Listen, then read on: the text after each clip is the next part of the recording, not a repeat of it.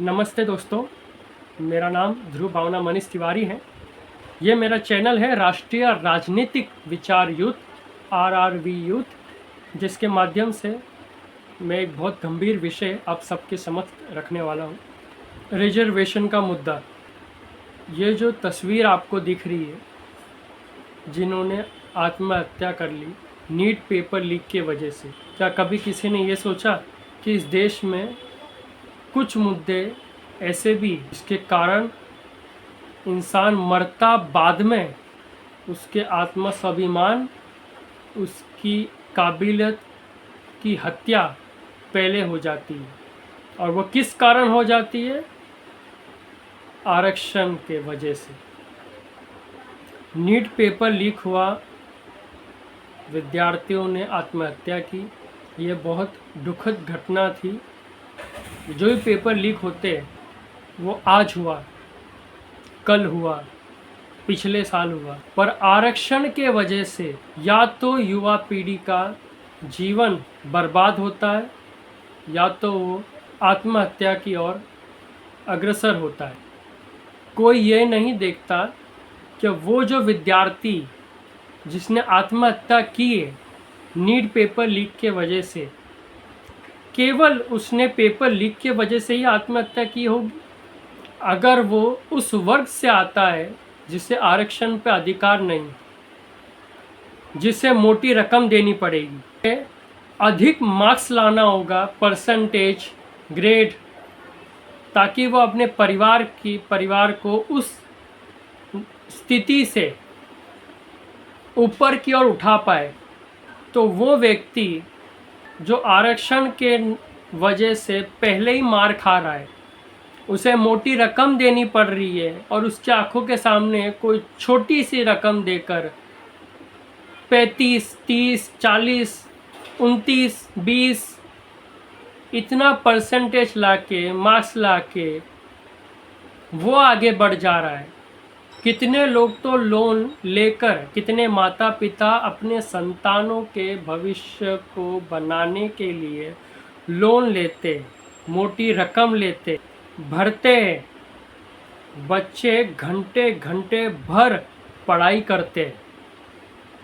अब paper leak हो या ना हो, परंतु अगर उसकी काबिलियत, उसके आत्म स्वाभिमान को पहले ही कुचल दिया गया तो वो व्यक्ति आत्महत्या नहीं करेगा। तो ये भी कहीं ना कहीं बहुत बड़ा कारण है जिसे अनदेखा किया जाता है। आरक्षण के वजह से भारत के अंदर जिन युवा पीढ़ी में योग्यता है भारत को ऊपर उठाने की, उसकी योग्यता को कुचलो, झूठे जातिवाद के आरोप लगाओ, केस ठोको और सरकार जुमलेबाजी करके निकल जाती है।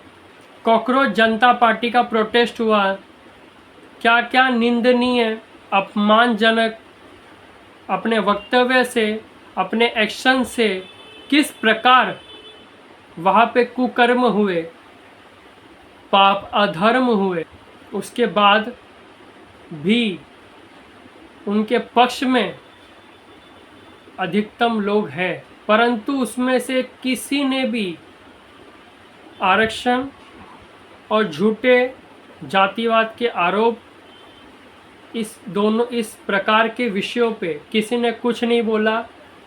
तमाम युवा पीढ़ी के मुद्दे हैं जिस पे बोलना आवश्यक था, बोलना चाहिए था, लेकिन एक कहावत है ना, क्या क्रांति भी अगर घटती है ना आज के डेट में, तो उसके पीछे भी कहीं ना कहीं किसी ना किसी राजनीतिक दल का राजनीतिक स्वार्थ होता है, जो हमें नीट के प्रोटेस्ट में दिख गया।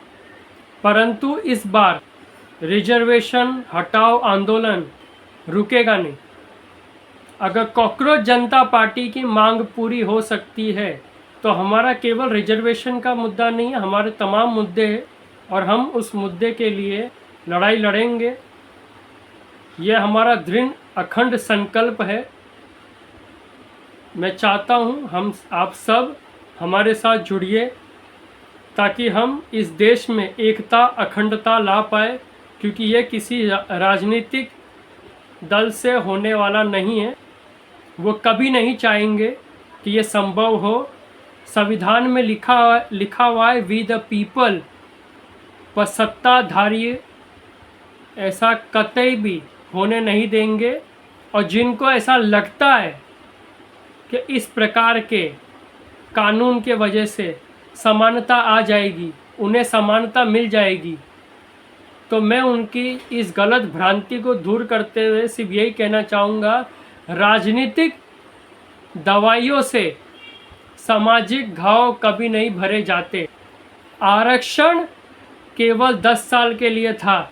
अगर उसके बाद भी आरक्षण बढ़ा और आज भी अगर आरक्षण चल रहा है, तो कोई सरकार 5 साल 10 साल का डेटा क्यों नहीं देती?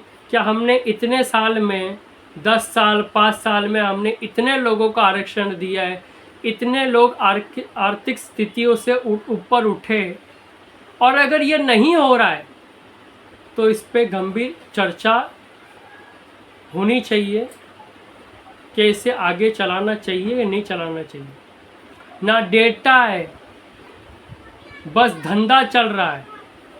मैं ये चाहता हूँ कि आरक्षण जाति समाज भाषा के आधार पे ना मिले, परिस्थिति हालात के आधार पे मिले, ताकि जिनके अंदर योग्यता है परंतु उनके परिवार की वो स्थिति नहीं है कि वो अपने बच्चे को आगे बढ़ा सके, सरकार उनको रिजर्वेशन दे।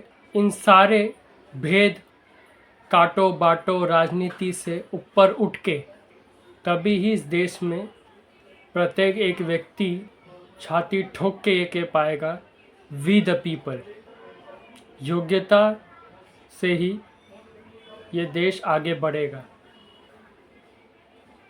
इसीलिए मैं आप सभी लोगों से ये आग्रह करता हूँ कि आप सब हमारे साथ जुड़िए, ताकि हम एकजुट होकर इस देश में समान अधिकार ला पाए। जय हिंद, जय नेताजी सुभाष चंद्र बोस जी।